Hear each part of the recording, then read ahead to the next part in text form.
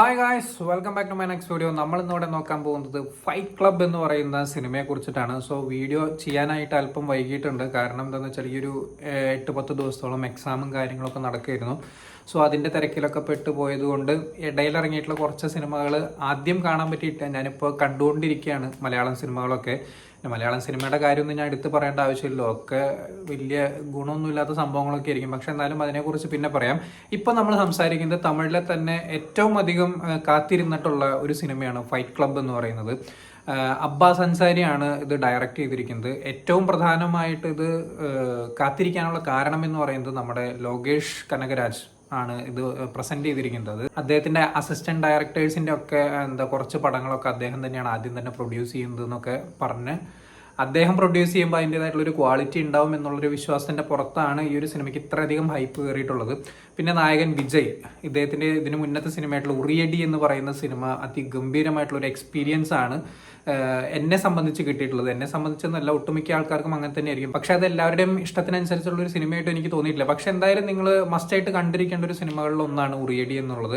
ഇനി ഈ ഒരു സിനിമയിലേക്ക് കടക്കുന്ന സമയത്ത് ഈ ഒരു സിനിമയുടെ കഥ എന്ന് പറയുന്നത് വലിയ ആന കഥയൊന്നുമല്ല. നമ്മൾ ഇതിനു മുമ്പ് കണ്ടിട്ടുള്ള ഗ്യാങ്സ്റ്റർ മൂവീസിലൊക്കെ കണ്ടിട്ടുള്ള സിമിലർ സ്റ്റോറി ലൈനാണ് ഈ ഒരു സിനിമയ്ക്കും. നമ്മുടെ നായകനെ ഒരു ഫുട്ബോൾ കളിക്കാരൻ, വലിയൊരു ഫുട്ബോൾ കളിക്കാരനാവണം എന്നുള്ളൊരു ആഗ്രഹം കൊണ്ട് ആ ഒരു രീതിക്ക് പോകുന്ന ഒരു നായകൻ, അതിൻ്റെ ഇടയിൽ ഉണ്ടാവുന്ന ചെറിയൊരു മർഡർ കാര്യങ്ങൾ, അതിൻ്റെ ഇടയിൽ വരുന്ന കുറച്ച് കോൺഫ്ലിക്റ്റ് കാര്യങ്ങളൊക്കെയാണ് ഈ ഒരു സിനിമ സംസാരിക്കുന്നത്. ഞാൻ നേരത്തെ പറഞ്ഞു വലിയൊരു കഥാ കാര്യങ്ങളൊന്നും അല്ല. പക്ഷെ ഈ ഒരു സിനിമയ്ക്കകത്ത് എന്താണെന്ന് വെച്ചാൽ കുറച്ച് ആൾക്കാർക്ക് കുറച്ച് ബാക്ക് ഡ്രോപ്സും കാര്യങ്ങളൊക്കെ ഉണ്ട്. സോ അത് പറഞ്ഞു വരുന്നത് കൊണ്ടുള്ള കുറച്ച് ടൈമും കാര്യങ്ങളൊക്കെ ഈ ഒരു സിനിമയ്ക്കുണ്ട്. ഈ ഒരു സിനിമ കേന്ദ്രീകരിച്ചിരിക്കുന്നത് എന്ന് പറഞ്ഞു കഴിഞ്ഞാൽ ഫുൾ ഓൺ ആക്ഷനിൽ കേന്ദ്രീകരിച്ചിട്ട് എടുത്തിട്ടുള്ള ഒരു സിനിമയാണ്. സോ അത് പറയുമ്പോൾ തന്നെ ഏറ്റവും എടുത്തു പറയേണ്ട ഒരു സംഭവമാണ് വളരെ ലൗഡായിട്ടുള്ള, വളരെ സൗണ്ട് ആയിട്ടുള്ള ഒരു ടെക്നിക്കൽ സൈഡാണ് ഈ ഒരു സിനിമയ്ക്കുള്ളത്.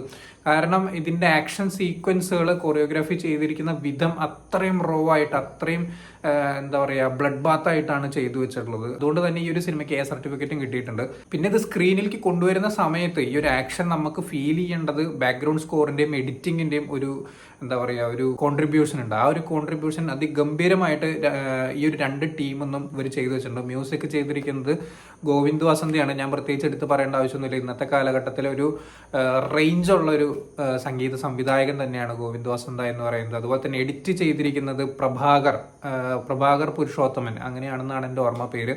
അദ്ദേഹത്തിന്റെ എഡിറ്റിംഗ് പറയുന്ന സമയത്ത് എഡിറ്റിംഗ് ആണ് എനിക്ക് ഏറ്റവും കൂടുതൽ ഈ ഒരു സിനിമയ്ക്കകത്ത് ടെക്നിക്കൽ സൈഡിൽ ഏറ്റവും ഇഷ്ടപ്പെട്ട ഒരു സംഭവം എന്ന് പറയുന്നത്. കാരണം എന്താണെന്ന് വെച്ച് കഴിഞ്ഞാൽ ഇതിലൊരു ഇന്റർകട്ട് സീൻ വരുന്നുണ്ട്. ഒരു ആക്ഷൻ സീക്വൻസിൽ തന്നെ രണ്ട് സ്ഥലത്ത് നടക്കുന്ന ആക്ഷൻ സീക്വൻസുകൾ ബ്ലെൻഡ് ചെയ്തുകൊണ്ട് കട്ട് ചെയ്ത് മിക്സ് ചെയ്ത് കൊണ്ടുവരുന്ന ഒരു സീന്. അതുപോലെ തന്നെ നമ്മുടെ വിജയ്ക്ക് കൊടുത്തിട്ടുള്ള ഇൻട്രോ, ആ ഒരു ഇൻട്രോയിൽ നമ്മുടെ ദളപതിയിലെ രജനീകാന്തിന്റെ ഒരു സംഭവമൊക്കെ വെച്ചിട്ട് ചെയ്തിട്ടുള്ള ഒരു സംഗതികൾ, അതൊക്കെ അത്യാവശ്യം നല്ല രീതിക്ക് എനിക്ക് ഭയങ്കര രീതിയിൽ എനിക്ക് ഇഷ്ടപ്പെട്ട ഒരു സീക്വൻസുകളിലൊന്നാണ്. അതുകൊണ്ട് തന്നെ അത്യാവശ്യം നല്ല ഭൂരിഭാഗം സീൻസും എഡിറ്റിങ്ങും മ്യൂസിക്കും അതുപോലെ തന്നെ സിനിമോട്ടോഗ്രാഫി ചെയ്തിരിക്കുന്നത് ലിയോ ബ്രിട്ടോ, അങ്ങനെ എന്തോ ആണ് പേര്. അദ്ദേഹം അതിഗംഭീരമായിട്ട് തന്നെ ചെയ്തിട്ടുണ്ട്. കാരണം ഈ ഡീഡൊപ്പൊക്കെ നടന്ന് ക്യാമറ പിടിച്ചുകൊണ്ട് പോവാന്നൊക്കെ പറയുമ്പോൾ നമ്മൾ ഇപ്പോൾ മലയാളത്തിൽ ഇറങ്ങിയിരിക്കുന്ന RDX എന്ന് പറയുന്ന സിനിമ ആണെന്നുണ്ടെങ്കിൽ അതിനൊരു ഉദാഹരണം പറയാം. അത്രയും നല്ല രീതിയിൽ തന്നെയാണ് ഇതിൽ ആക്ഷൻ കൊറിയോഗ്രാഫി. പക്ഷേ RDX-ലുള്ളതിനേക്കാൾ റോ ആയിട്ടാണ് ഇതിൽ ആക്ഷൻ ചെയ്തു വെച്ചിരിക്കുന്നത്. സോ അത് വിജയ് ക്യാരി ചെയ്തിരിക്കുന്നത് ഗംഭീരമായിട്ടാണ്. അതിനനുസരിച്ചുള്ള ഫിസിക്ക് കാര്യങ്ങളെല്ലാം നല്ല ഭംഗിയായിട്ട്, നല്ല വെട്ടിപ്പോടുകൂടി ചെയ്തിട്ടുണ്ട്.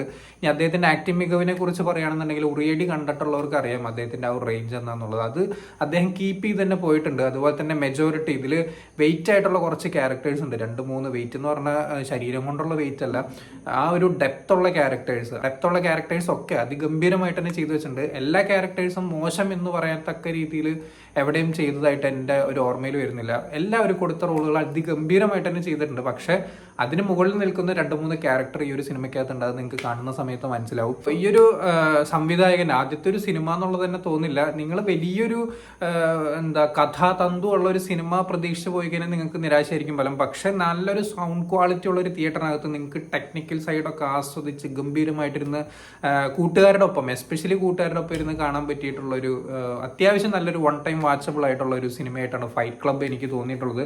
സോ അതുകൊണ്ട് തന്നെ ഫാമിലിയായിട്ടൊക്കെ പോയി കണ്ട എത്രത്തോളം പിടിക്കുന്നുള്ളത് അറിയില്ല. പിന്നെ ഒന്നാമത്തെ കാര്യം, ചെറിയ കുട്ടികളൊന്നും കാണാതിരിക്കുക. റേറ്റഡ് ആയിട്ടുള്ള കുറച്ച് അത്യാവശ്യം നല്ലൊരു വയലൻസ് സീക്വൻസുകളും കാര്യങ്ങളൊക്കെ ഈ ഒരു സിനിമയ്ക്കകത്തുണ്ട്.